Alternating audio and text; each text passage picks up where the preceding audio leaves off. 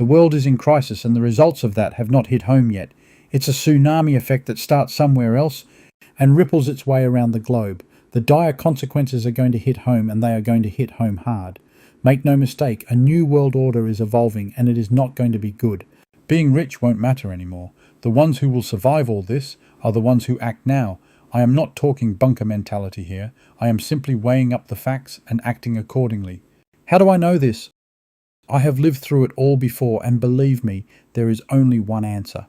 What you should be doing right now will blow your mind. Before I get to that, let me quickly set a scenario for you. Petrol is at a premium price and diesel is running out. Diesel powers most of our industry. Cargo ships run on diesel, oil tankers run on diesel, trucks run on diesel. The farmer needs diesel to power the equipment they use to grow, maintain and harvest their produce. All this is slowing down and ready to cease. It won't be long before supermarkets, yes, the ones you are familiar with, Costco, Aldi, Coles, Woolworths, these will become relic of the past. There will be nothing to put on the shelves. It's happening as we speak. But what you don't know, and what I am about to tell you, is that you are sitting on a gold mine. You have nearly all the resources you need to survive. That's nearly all. If you act fast, you can obtain everything else you need right now and create a safe bubble for you and your family, a bubble that will last for years. You are sitting on a gold mine. Your home, or more specifically, your front and backyard can be developed to sustain you and your family for years. It's a literal food factory. Forget about lawns and ornamental plants. These are not going to help you survive the coming days. Cultivate your soil and start a garden. Rotate crops so that it becomes a monthly, all year round production machine. This is how people lived for centuries. Modern society has become too reliant on consumerism, waiting for someone to provide the food, and all we have to do is pay and eat. This can no longer work effectively. Right now, a clever government should promote and encourage families to grow their own.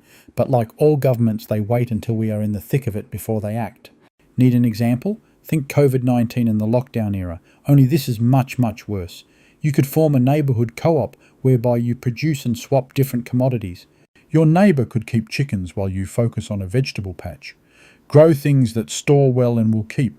Things like potatoes, onions, garlic, cabbages, carrots and legumes. Your focus should be on sourcing seeds. Seeds are the real lifeline and the true link to survival.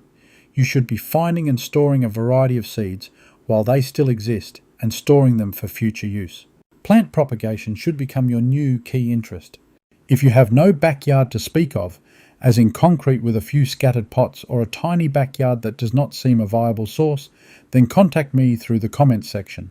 Any space can be used to provide food. You just need some professional guidance. Don't be an impulse gardener. Creating a garden bed is no different to building a home. If you don't establish a good, strong foundation, then it simply won't last. That's the hard part.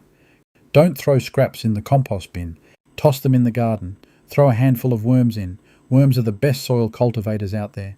They burrow through and aerate the soil, devouring your scraps and leave behind rich, fertile findings. Germinate seeds over heat so they germinate in days rather than weeks. Seeds are like an egg. If they are not kept warm, they won't germinate. If you live in a temperate climate, then plant what is current and seasonal. Harvest when crops are ready and replant new crops that coincide with the season you are in. All this is doable and anyone can do it. All it takes is motivation, and the real motivator is happening right now. Prepare before it is too late. What is happening should be a lesson to everyone on the planet.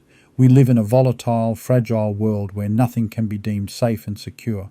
Those who survive this are the ones who plan now. Don't get caught short. Act now for the benefit of yourself and your family. If you found this video motivational, please comment. I am a 40-year veteran horticulturalist and happy to offer advice on plant and gardening related matters. I have lived through the 1970s fuel crisis and clearly remember the recession and the very sudden long-term changes to the world, changes that altered life forever. Thank you for your time and please take care.